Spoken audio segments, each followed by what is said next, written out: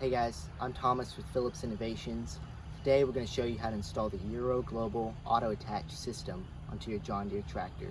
Okay, so we're going to start by removing this plastic cover. That way we can gain access to the back of the 12-volt outlet.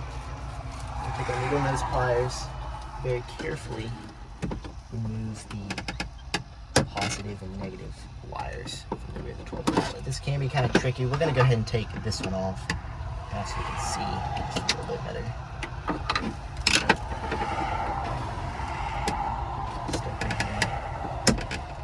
Then we're going to take cable 1, this label right here.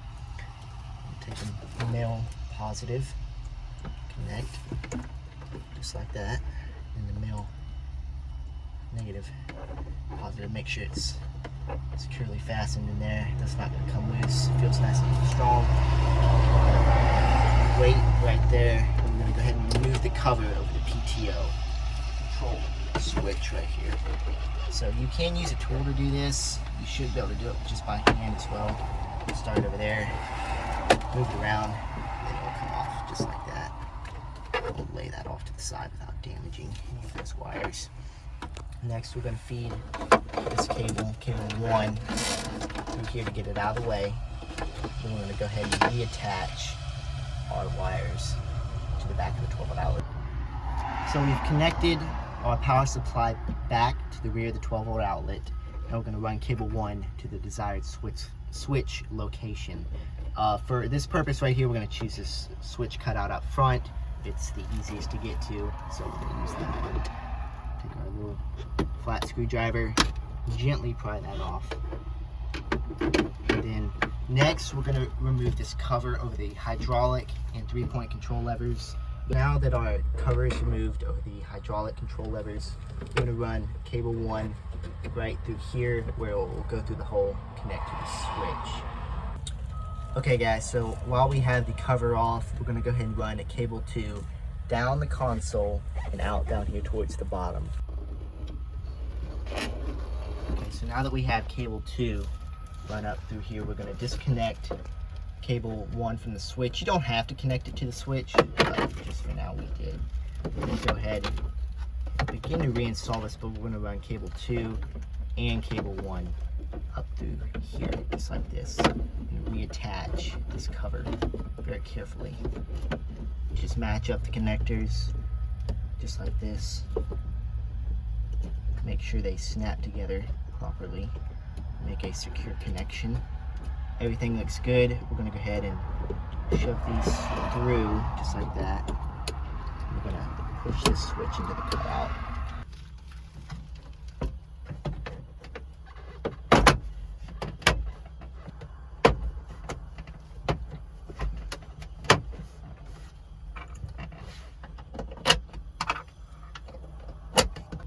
Okay guys, so using our utility knife, we're going to make a small incision on the right side of this boot. We're going to make it as small as possible because you don't want hot air coming up through your cab.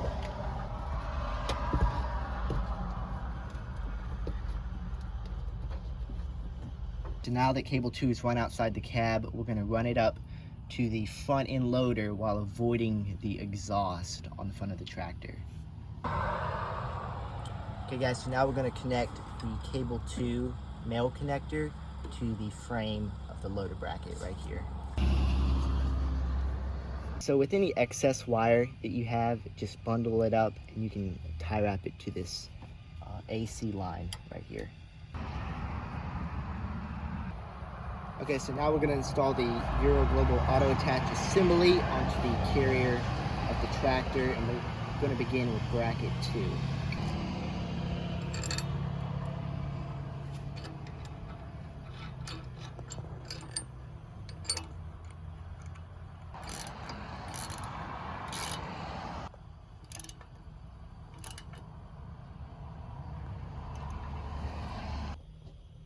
Okay, so now we're going to use the clip pins in the actuator and connect this to the first bracket that we installed.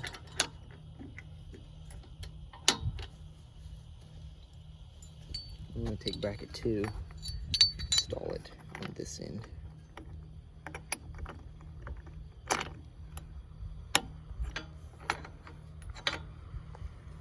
Okay, so now that we have everything clipped together, we know exactly where this bracket needs to go. So we're going to go ahead and slide that on to the holes.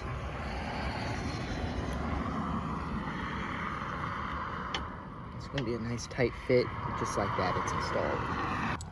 Okay, so now we're going to use our two 7/16 by 2 1/4 inch bolts to secure this bracket to the locking bar.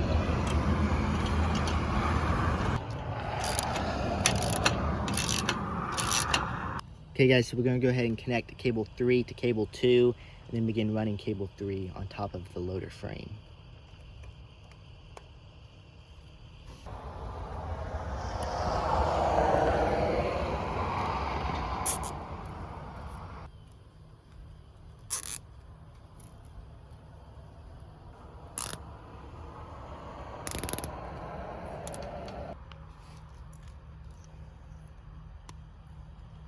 Okay guys, so any slack from cable 3, you just bunch up right here at the connection with cable 2. Keep it out of the way.